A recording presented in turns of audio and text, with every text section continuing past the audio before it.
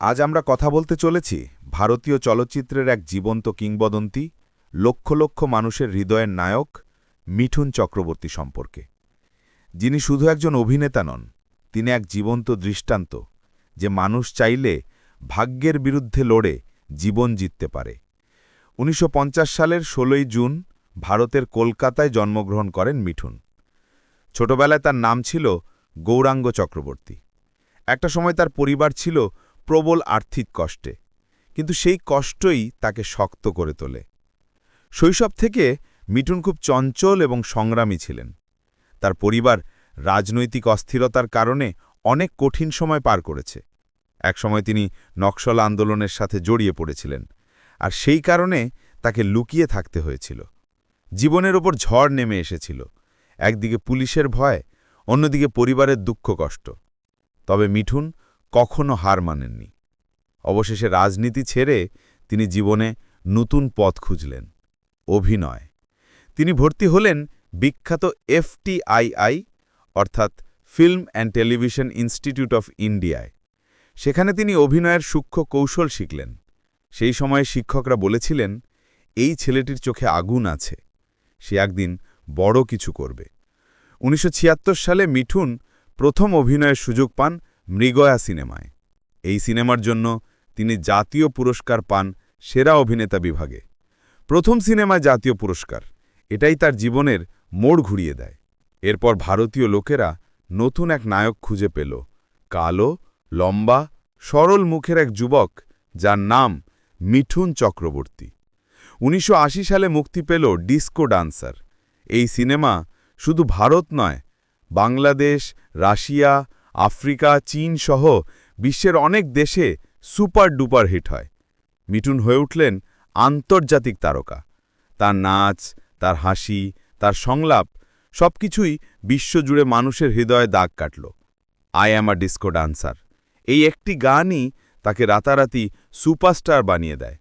তার স্টেপ, তার এনার্জি, তার ডিস্কো পোশাক সবই তখন স্টাইল আইকন হয়ে ওঠে।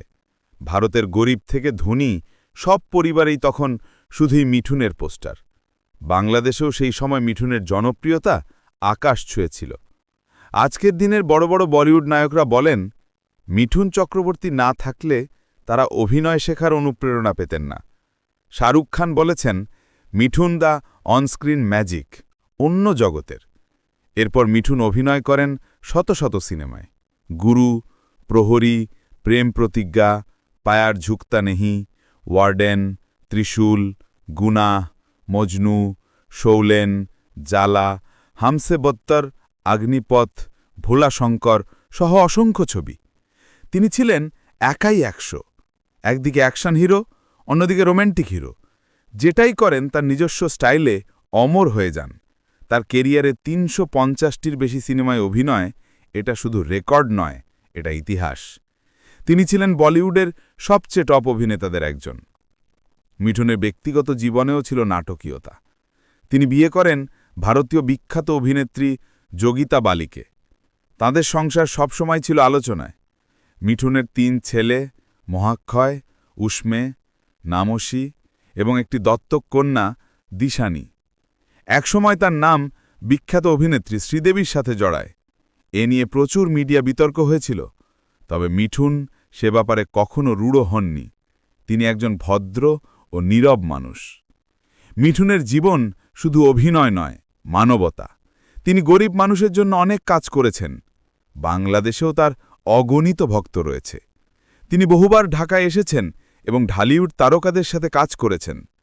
বয়স বাড়লেও মিঠুন থেমে যাননি। ২০১০ সালে মুক্তি পেল গুরু। এই সিনেমার জন্য তিনি আবার জাতীয় পুরস্কার পান।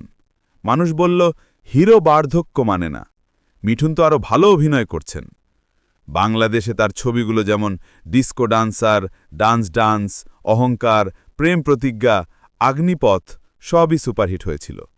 টিভি রিয়ালিটি শোতেও তিনি ছিলেন বিচারক হিসেবে অত্যন্ত জনপ্রিয়। কিছুদিন আগে তার পেটের টিউমার ধরা পড়ে। মানুষ ভেবেছিল হয়তো এবার তিনি হার মানবেন, কিন্তু মিঠুনদা আবারও বললেন, আমি লড়াই করব। তিনি সুস্থ হয়ে আবার ক্যামেরার সামনে দাঁড়ান। আজ ২০২৫ সালেও মিঠুন চক্রবর্তী ভারতীয় চলচ্চিত্রের কিংবদন্তি। তিনি এখনও কাজ করছেন, শো করছেন, মানুষের মাঝে অনুপ্রেরণার আলো ছড়াচ্ছেন। তার চোখে আজও সেই আগুন, সেই স্বপ্ন। মিঠুনের জীবন একটি শিক্ষা। জীবনে কতবার পড়ে গেলে সমস্যা নেই, সমস্যা হলো আপনি উঠে দাঁড়ান কিনা। এটাই ছিল ভারতীয় নায়ক মিঠুন চক্রবর্তীর জীবনের গল্প। গল্প নিউজ বিডির সঙ্গে থাকুন, সবাই সুস্থ থাকুন, ভালো থাকুন। এমন আরও বাস্তব গল্প জানতে চ্যানেলটি সাবস্ক্রাইব করুন। আশা করি ভিডিওটি ভালো লেগেছে। নিত্য নতুন খবর পেতে আমাদের চ্যানেলটি সাবস্ক্রাইব করে পাশে থাকুন।